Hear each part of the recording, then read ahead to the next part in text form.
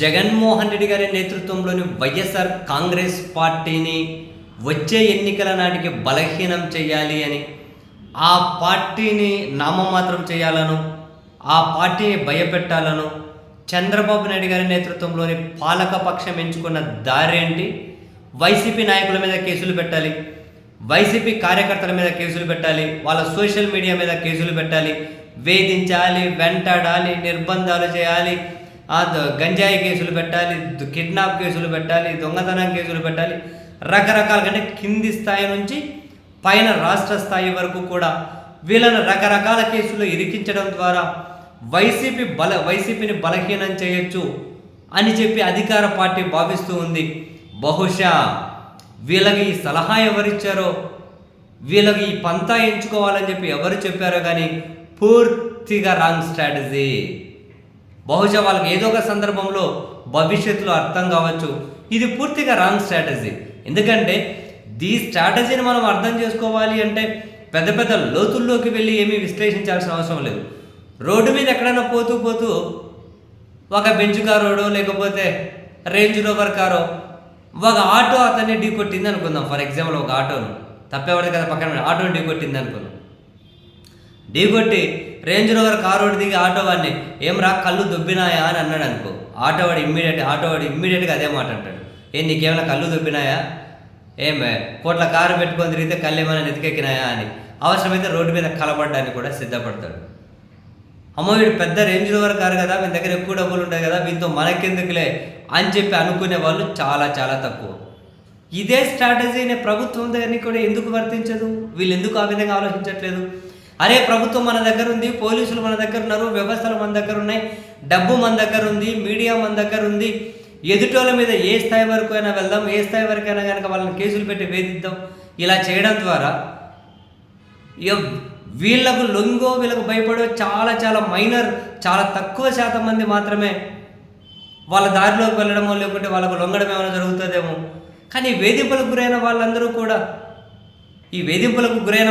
కూడా వాళ్ళలో మరింత కసి పెంచుకుంటారు కదా.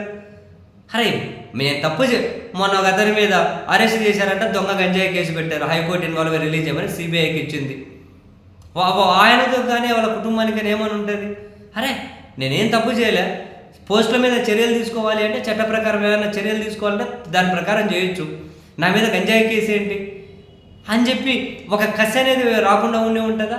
ఎవరి మీదైనా అక్రమంగా నిర్బంధించో, ఆ నిర్బంధంలో బూతులు తిట్టో లేకుంటే కొట్టో ఇంకొకటో చేసి వాళ్ళలో ఎంత కసిని వీళ్ళు పెంచుతూ ఉన్నట్లు. ఎదుటోళ్ళు వీళ్ళు ఇంకా ఐక్యం చేస్తలేరా? ఎదుటోళ్ళ కసిని డబల్ చేస్తలేరా? దెబ్బతిన్నవాడు చాలా కసిగా ఆ దెబ్బకు ప్రతీకారం తీర్చుకోవాలని చెప్పి అనుకుంటారు. ప్రభుత్వమే దగ్గరుండి ఆ దెబ్బను, మా పుండును మరింత ఎక్కువ పెంచుతూ పోయి, అరే వాడు బాగా నొప్పిస్తుంది, వాడు బాగా ఏడుస్తున్నాడు, బాధపడుతున్నాడు, మన దెబ్బకు వాడు భయపడిపోయినాడు, వాడు నొప్పి అరుస్తున్నాడు అని చెప్పి ప్రభుత్వం భావిస్తే తాత్కాలికమే కదా. నొప్పి భరించిన వాళ్ళలో బయట కరిసే అరుపులే కనిపిస్తాయేమో, లోపల కసి కనపరాదు కదా. ఇప్పుడు క్యాడర్ ఎవరినైనా కానీ ఇప్పుడు లిక్కర్ కేసులు అన్నారు, ఇంతమందిని అరెస్ట్ చేసి అయితే జైల్లో పెట్టారు.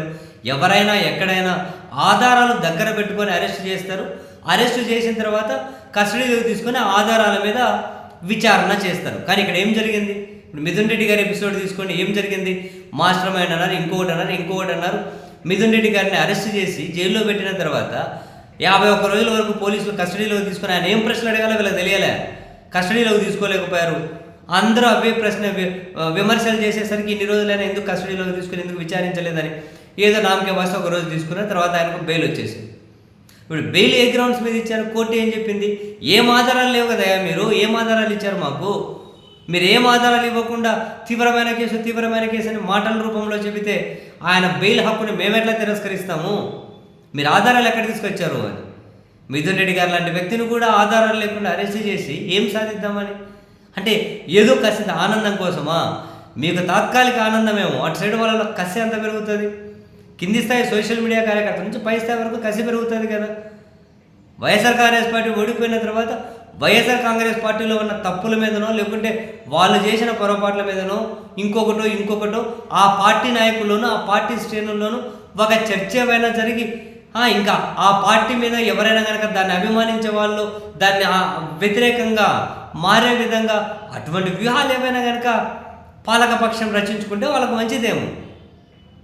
జనరల్గా అధికారం ఉంది కదా, జూలుం ప్రదర్శిస్తాం, ఎన్ని రోజులు, నిన్న 100 రోజులు జైల్లో పెట్టిన అనుకుందాం, పెట్టి ఎంతమంది మీద కసి పెంచినట్లు, ఎవరినో తాత్కాలికంగా ఒక గుంపుని సాటిస్ఫై చేయడం కోసం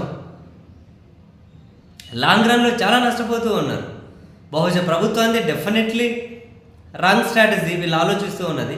బట్ వాళ్ళకి రైట్ అని ఎవరు చెప్పారో కానీ వాళ్ళు మరోసారి క్రాస్ చెక్ చేసుకుంటే ప్రభుత్వానికి మంచిది, ఆంధ్రప్రదేశ్ రాజకీయాలకు మంచిది, ఆంధ్రప్రదేశ్ భవిష్యత్తుకు కూడా మంచిది. ఎందుకంటే వీళ్ళు చేశారు కాబట్టి రేపు మేము చేస్తామని చెప్పి కక్షపూరిత రాజకీయాలు పెంచుకుంటూ పోతే అల్టిమేట్గా నష్టపోయేది రాష్ట్రమే కదా.